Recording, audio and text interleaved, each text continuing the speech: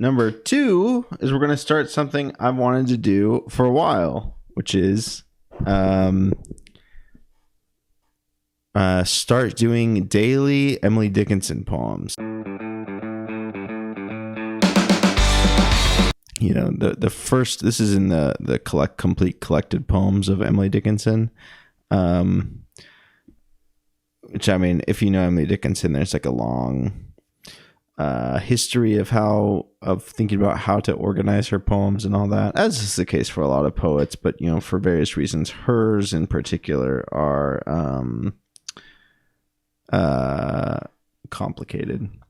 But this first one, 1850, right? So 39 years before Heidegger was born, Emily Dickinson wrote this poem when she was 20 years old.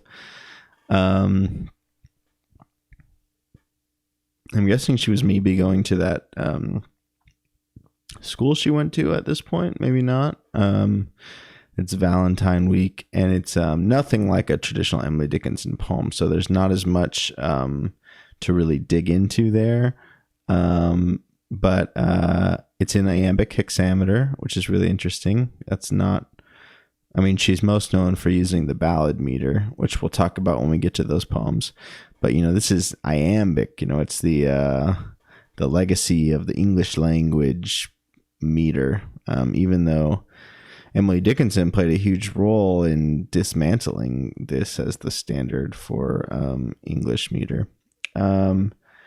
But it's her the first poem. I guess, I don't know if when the book puts this first, that's because it literally is the first poem she ever wrote, or if it was just the first poem that was preserved, or if it was the first poem that was enough of a poem to be worth including. But either way, I mean, I think it could be classified probably as juvenilia. This is, you know, before Emily Dickinson becomes the Emily Dickinson. But we're going to do this. We're going to read through all of Emily Dickinson's poems, a poem a day. So like I said, we'll be doing the philosophy like normal, but we'll start quickly with 5 to 10 minutes of a poem. So let me just read this, and then we can talk about it a little bit. And the numbering is not Emily Dickinson's. There's an interesting book if you look at I'm blanking on the title, but the edited collection that Kristan Miller did, that actually reproduces Emily Dickinson's own order that she gave the poems in these little fascicles that she sewed by hand and kept with herself. I mean, during her life, almost none of Emily Dickinson's poems were published. Almost everything was posthumous.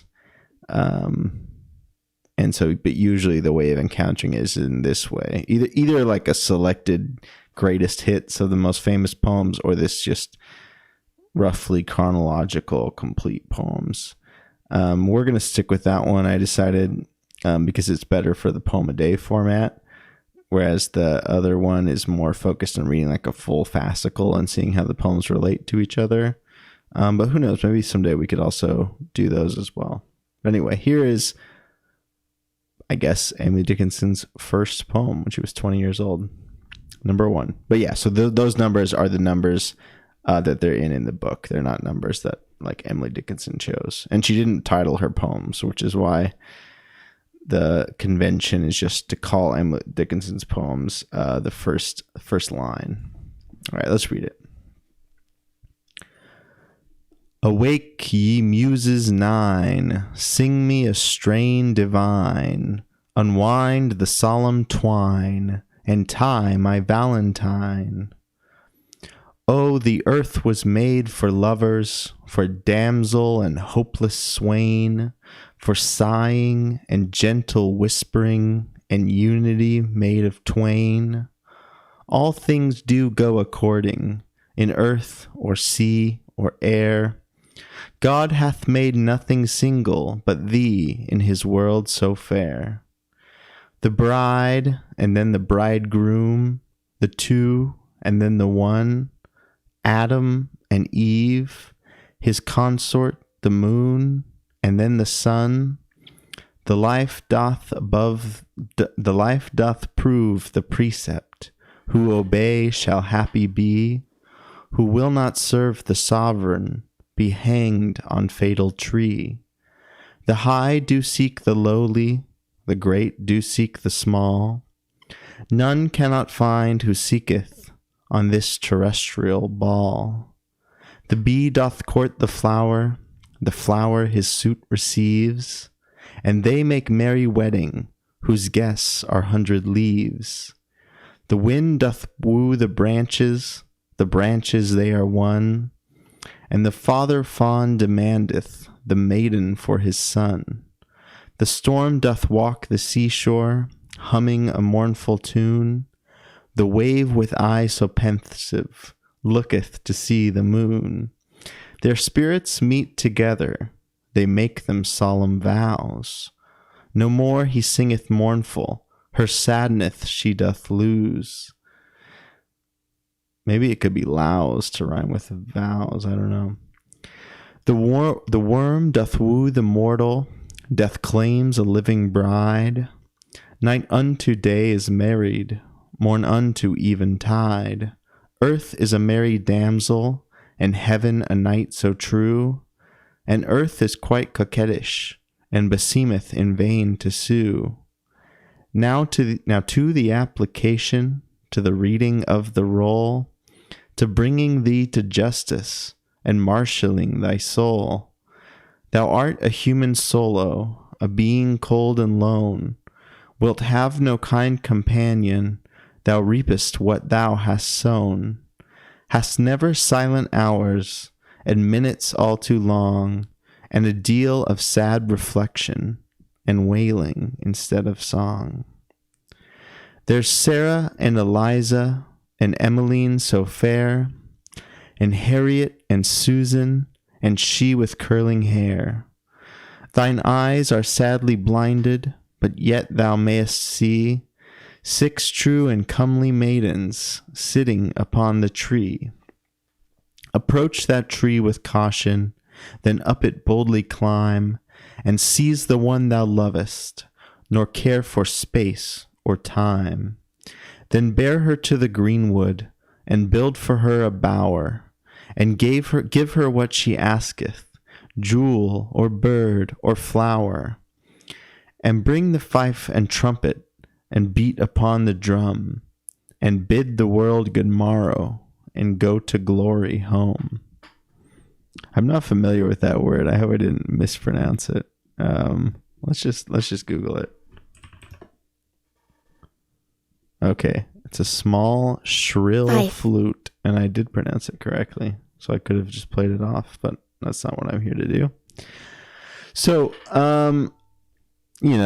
that poem is not nearly as good as her best poems. I mean, obviously it's true of any poet that they have their greatest of the great poems and then the other good poems in varying variety. Also, like I said, this is kind of her first poem. This is like her early work, so to speak. Well, not so to speak, it literally is her early work. But I think there's some things about it that are interesting, right? I mean, in terms of, I find it helpful to use pounds, at least as an initial way of thinking about poetry, to use pounds, logopoeia, melopoeia, phanopia, right? The logic of the poem, the sound of the poem, and the image of the poem, right? And the logic of the poem is simple enough. It's it's a love poem, right? And I mean, what pound means by logopoeia is actually a little different, but that's not what we're talking about right now. That everything is in twos, right? There are always lovers. There's the lover and their beloved, and they're together, right? The two opposites go together. Of course, except you, right? It sounds like this is, it doesn't, as far as I can tell, gender the person that it's addressed to. I mean, the sort of heteronormative assumption would be that it was a man, but it could be a woman. And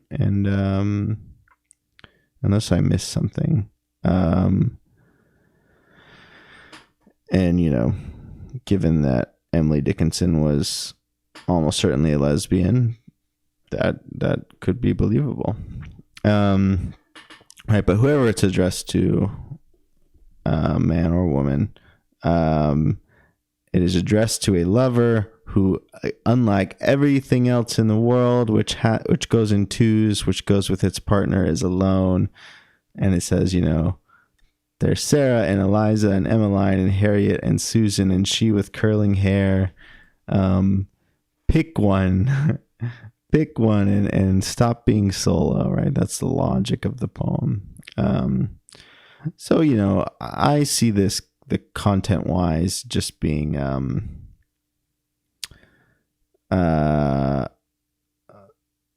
it's like the reverse. This is what makes Emily Dickinson often so interesting. Rather than the form just being the vehicle to get to the content is just a vehicle to get to the form, really. I mean, not that this wasn't necessarily about something specific or meaningful to her life, but, it's a bit of a cliched content, but it gets way to thinking about what's going on formally. And I think it's just really interesting that this is iambic hexameter, right? The more common form is iambic in English tradition is iambic pentameter, which would be 5 feet. But hexameter means 6 feet, which is, for instance, Homer is in hexameter, not iambic hexameter, and it's in Greek, so it's a different. It's not stressed structure; it's long, short vowel structure. But hexameter. Did Pope write in hexameter? I don't know, but it has a kind of. I think he did, and this makes it so it has that heroic association with Homer, and it's also hard rhymed at the end of every line. So I think that is Pope's style. So it's this kind of heroic couplets, and there's a formal sense there, right? The couplets are the coupling. That's being depicted in the image of the poem and how the words are working logically. So I think that's pretty interesting. Again, it's just interesting to see Dickinson writing in iambic, because I don't usually see that. Right,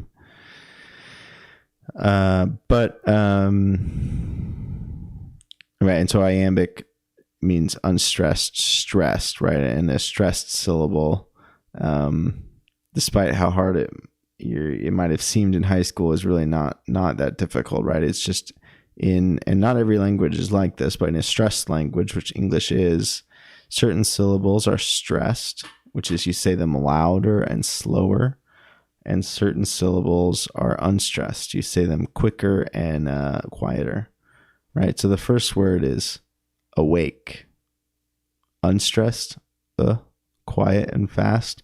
Wake, you slow down and say it louder. Awake, and what helped me to understand it when I was younger was switching the stress, and then I could hear how it would be different. So I guess it would be like if it was the other way around, if it was stressed, unstressed, the word awake, instead it would be like awok or something, right? Because the stress would be on the A instead of the wake, right? And so iambic has this kind of lilting walk, or it's supposed to be so beautiful, and that's why it's the English the English canon's great meter or whatever. And that's how it gives it that sound. Awake, ye muses nine. Awake, ye muses nine. Sing me a strain divine, unwind the solemn twine, and tie my valentine. And I don't know if this is a thing about heroic couplets, but one thing that I noticed, I think every single line has a caesura in the middle, which a caesura is like a pause. It like breaks the line. And one thing I think is interesting, which Pound really taught me this, this English is, right, a stressed language. It's not a syllable timed language like French. The iambic in a certain way is like trying to imitate French or something like that. And it's why it has this, I mean, at this point it's associated with poetry, but also like consistent iambic meter just sounds kind of corny.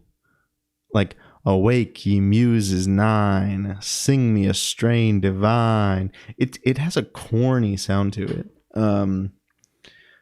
And, at least Pound would say that's because you're trying to force English to sound like French, but English is not French. That's not how it works, right? And what that means to say is, unlike a syllable time language like French, where the syllables are the same length, stresses, I hope I'm not getting this wrong because I'm not a linguistics person, but this is, a poet's understanding of language.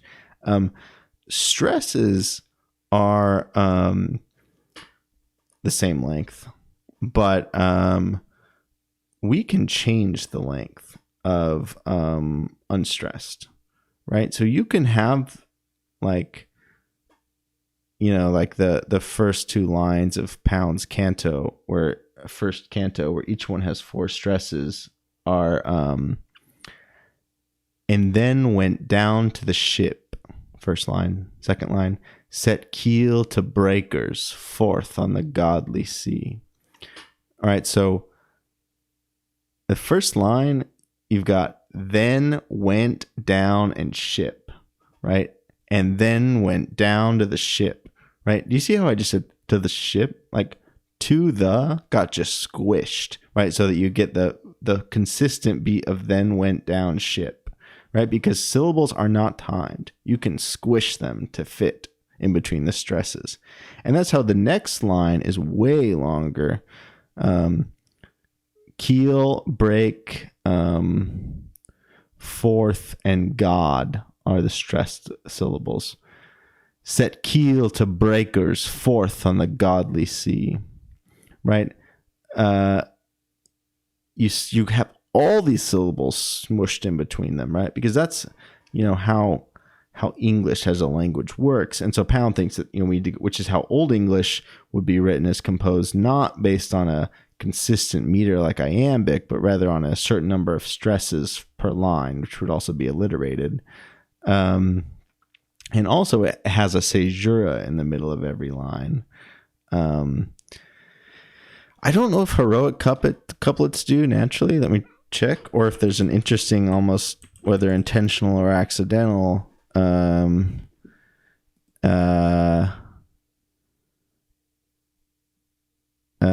inclusion of the caesura in the in this poem. Yeah, so the heroic couplet is indeed in hexameter, which makes sense. I'm not seeing the word caesura in here, so it looks like no.